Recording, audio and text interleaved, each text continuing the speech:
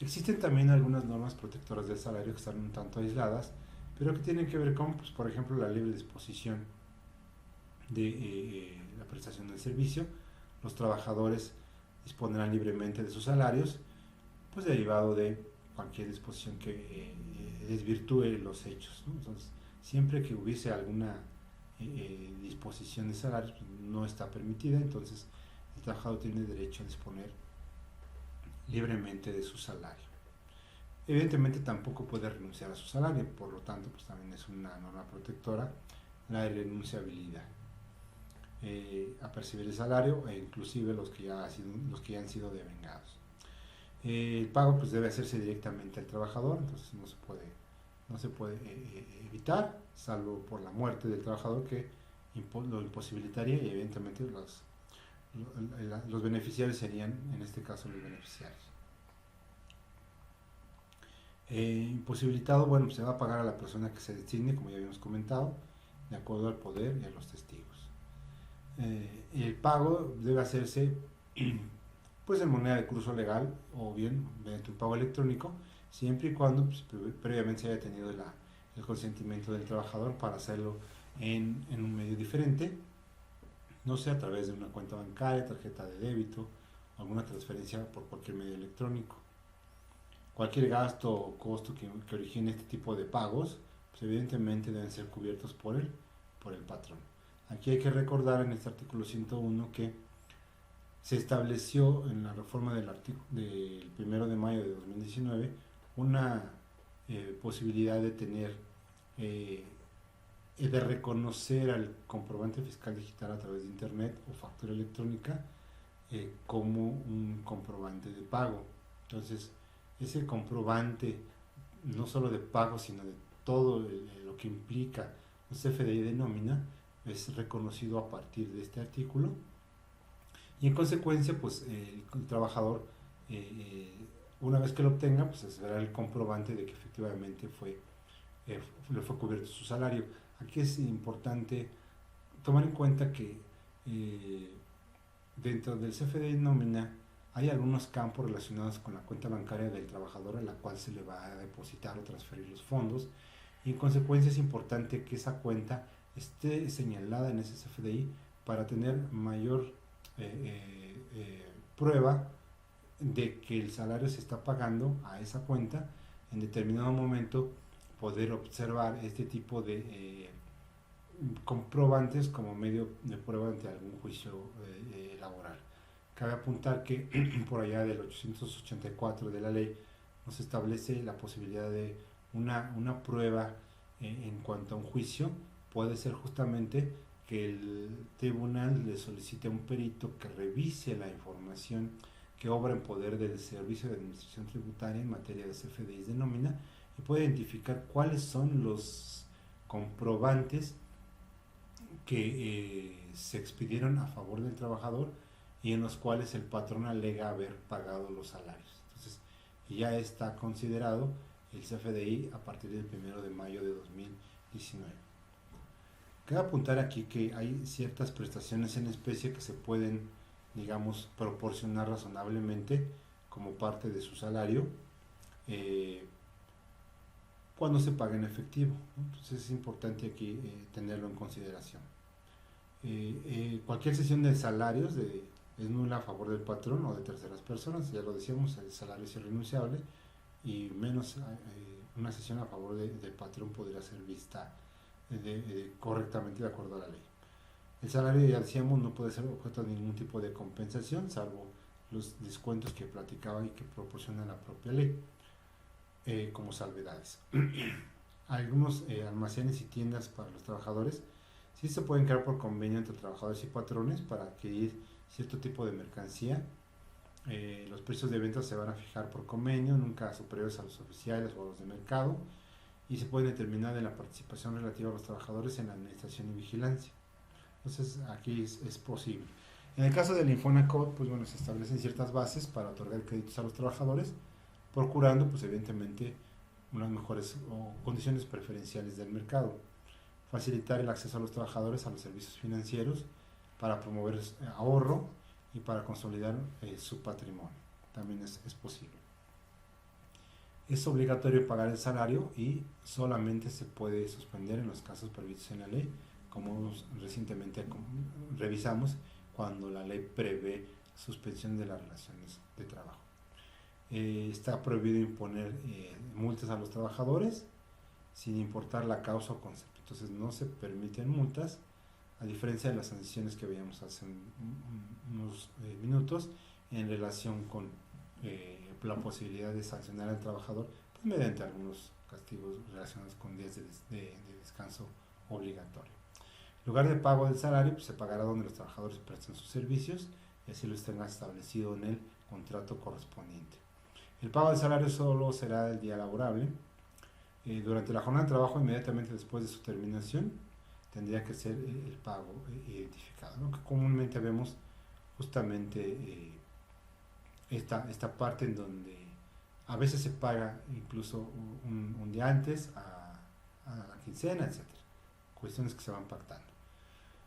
Deudas de los trabajadores, ya decíamos que en ningún caso las deudas que tuviese un trabajador con su patrón van a devengar intereses. Entonces aquí, bueno, pues hay una serie de situaciones en donde este tipo de deudas, además que están condicionadas a ciertos descuentos, como ya habíamos platicado, pues tampoco pueden cobrarse intereses por ese concepto. ¿Qué más? Bueno, pues los salarios, ya decíamos, no pueden ser embargados, salvo las pensiones alimenticias. Los patrones no están obligados a cumplir ninguna orden judicial o administrativa de embargo. Los salarios devengados del último año y las indemnizaciones son créditos preferentes sobre cualquier otro tipo de crédito. Esto incluido los que disfruten de garantía real, los fiscales y los del Instituto Mexicano de Seguro Social, sobre todo los bienes del patrón. También pues los salarios e indemnizaciones no necesitan entrar en concurso, quiebra, suspensión de pagos, etcétera. Esos tienen preferencia. El tribunal procederá al embargo y remate de los bienes para el pago de salarios e indemnizaciones. ¿Quiénes son los beneficiarios del trabajador fallecido? Decíamos, pues tendrán derecho a las prestaciones, a las indemnizaciones pendientes de cubrirse, ejercitar cualquier tipo de acción, pues bueno, evidentemente, sin necesidad de un juicio sucesorio, pues los beneficiarios del trabajador fallecido, que en términos del artículo 501 ya lo habíamos platicado, y a partir del 1 de mayo de 2019 necesitamos contar con esos beneficiarios designados por el trabajador, porque ya no es necesario entrar a un juicio sucesorio. En caso de que no tuviéramos este documento, sí será todo un problema y terminará seguramente en un juicio ya de esta índole. Y evidentemente está prohibido establecer lugares de vicio cerca de los centros de trabajo, como pues aquellos que dispongan bebidas embriagantes, pues cuyo contenido alcohólico exceda del 5%. Aquí hay una serie de tesis relacionadas con salarios, en donde pues hablan de constancias de nómina mediante depósitos electrónicos, que aunque no contengan la firma del trabajador, tienen valor probatorio como comprobantes de pago de aquel, si las cantidades consignadas en ellas coinciden con las que aparecen en los estados de cuenta bancarios, bajo el concepto pago por nómina u otro similar. Vamos a ver cómo ya este tipo de CFDIs de nómina hacen las veces de constancias para efectos laborales y de seguridad social incluso, y entonces pues bueno, este recibo de pago nos va a dar elementos para identificar que tienen ese valor probatorio, como ya lo platicamos hace rato, en términos del artículo 884 de la ley. Finalmente, hay otros temas laborales que vamos a revisar. Tienen relación con las sanciones, la clasificación de las normas oficiales y la prescripción. Dentro de su material viene un resumen de cuáles son las sanciones en materia laboral que implican básicamente pues una obligación por parte de la ley, el artículo que la prevé, cuál es la descripción de esa obligación y qué artículo de la ley prevé pues evidentemente la sanción, en veces las unidades de medida y actualización, cuál es el importe en pesos, pues evidentemente tenemos ya un parámetro muy genérico de lo que está ocurriendo. Por ejemplo, en el caso de una empresa de outsourcing en donde transfiere un patrón contratante que transfiere de manera deliberada a sus trabajadores a un contratista outsourcing para disminuir sus derechos laborales, pues evidentemente si la autoridad se da cuenta, lo detecta, pues este 15D nos establece una sanción, como ya comentábamos, de 21,000 a 422,000 pesos, de acuerdo al artículo 1004C. Entonces, vamos a ver en nuestro libro, ustedes tienen a disposición un libro de este mismo tema, es recomendable que lo adquieran para efectos de ver toda esta lista, que es bastante amplia, de las sanciones que en materia laboral prevé esta Ley Federal del Trabajo. Pues finalmente llegamos a la prescripción en materia laboral, y aquí pues es importante tener en cuenta que la prescripción es un concepto que prevé básicamente hablar de, es un modo de liberarse de una obligación que se hubiera contraído y cuyo cumplimiento no se exija durante un término que establezca la propia ley. Entonces la ley me obliga a cierta situación y en determinado momento pues no hubo forma de cumplir con ello, y pues al pasar del tiempo se libera de esa obligación que evidentemente alguna vez se tuvo.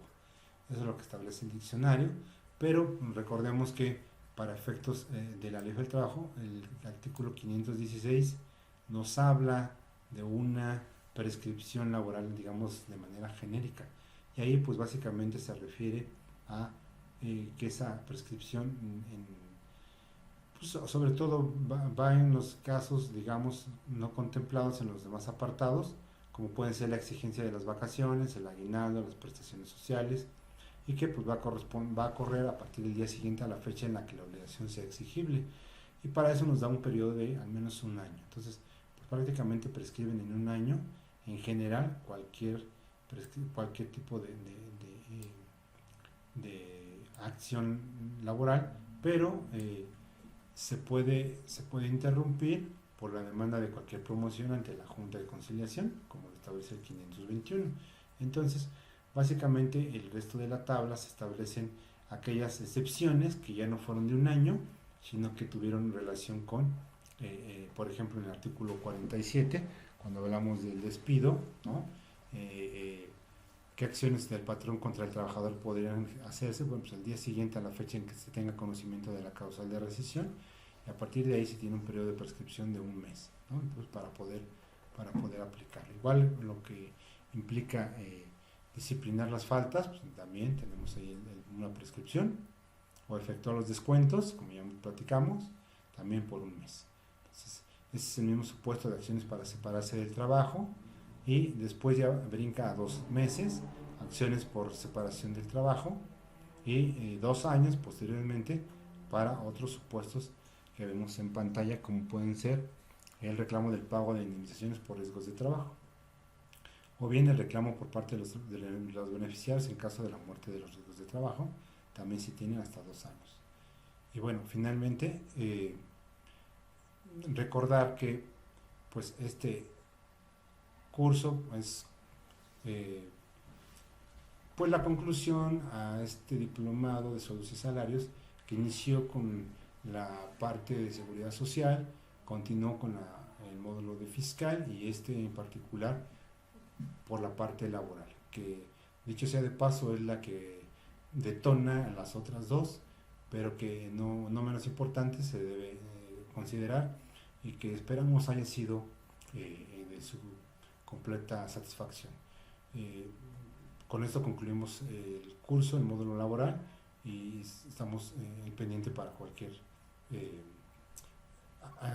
atención a ustedes a través de este esquema que planteamos de electrónico, y que deseamos sea de su interés. Muchas gracias.